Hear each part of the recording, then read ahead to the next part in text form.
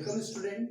In this video, I will talk about for the remaining portion of the Henry law and also the Raoult's law. As I suggested in Henry law that the partial pressure of a gas is directly proportional to the mole fraction of the gas like this. P is directly proportional to the chi, and this when we remove or when we replace this proportionality constant or symbol, then a new constant kh will be seen here like this. P is equal to kh into chi. Here kh is the Henry law constant. Clear? And this kh value are differ for the different gases. Suppose A is a gas, then we can write the Henry law formula like this. Pa is equal to Kh into chi A. That is, Pa is the partial pressure of gas A and chi A is the mole fraction of gas A. Clear? Now, I will talk about for the what is the application of Henry law. There is a very broad application of Henry law. You can see a number of example in the application. We use different types of the cold drink or soft drink. So in the soft drink or cold drink, there is a gas or dissolve under high pressure. So this is an example for the application of Henry law because the gases are filled inside the bottle at a high pressure. Similarly, when we talk about for the sea divers, they use basically the oxygen helium cylinder for their when they swim under the sea, because oxygen dissolve at a high pressure and this helium content or does not allow to dissolve the oxygen more rapidly, so helium is used here. Now this is a application of Henry law, and you have to mention here that. Now listen this student, the value of KH will be high, then the solubility will be low, and vice versa. Now come on, the next topic is the liquid in liquid solution. We already know that when we kept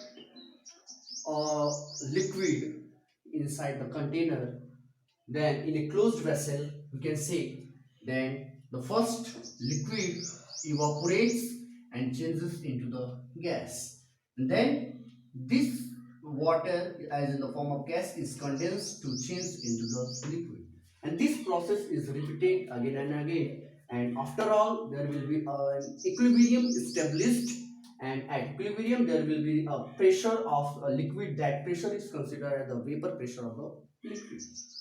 So Raoult's French chemist proposed a law for volatile liquid, and in this heading we have to discuss about the Raoult's law for volatile liquids.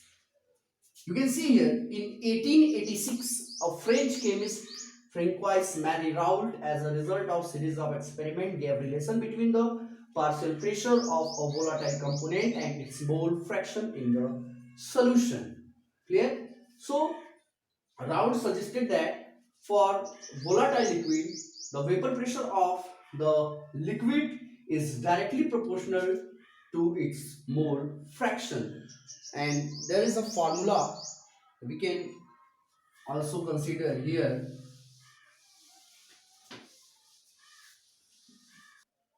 Now come on student, in Raoult's law you know that the partial pressure of a volatile liquid is partial vapor pressure of a volatile liquid is directly proportional to the mole fraction of the liquid. So there are two components. For component A, this equation can be written as this Pa is directly proportional to chi A, and then this there is a constant K is introduced after removing this proportionality constant. This K is equal to the Pa naught. This Pa naught is the vapor pressure of pure liquid A. So this Pa is equal to Pa naught into chi A. This is the equation number first. For component B, You can write the equation number second like this. And by Dalton's law of partial pressure, the total pressure is equal to the partial pressure of the liquid or gases. So PA is equal to, sorry, P is equal to PA plus PB. We will put the value of PA and PB from equation number first and second to equation number third. Then we get another equation, that is capital P is equal to the PA naught into chi A plus PB naught into chi B. Here P is the total vapor pressure of the solution. PA naught is the vapor pressure of pure liquid A. Chi A is the mole fraction of A. PB naught is the vapor pressure of pure liquid B. Chi B is the mole fraction of B. Clear? We already know that the formula chi A plus chi B is equal to 1, and this chi A is equal to 1 minus chi B. Now I will put this value of chi A into the equation number 4 as, okay, come on. So capital P is equal to P naught into XA plus PB naught into XB. Now put the value of XA here, 1 minus XB. You get this equation, and after solving these all things, we get the final equation. Capital P is equal to PA naught plus XB within bracket PB naught minus PA naught. Now we have to talk about the relation of mole fraction in the vapor phase. So come on, what is the relation?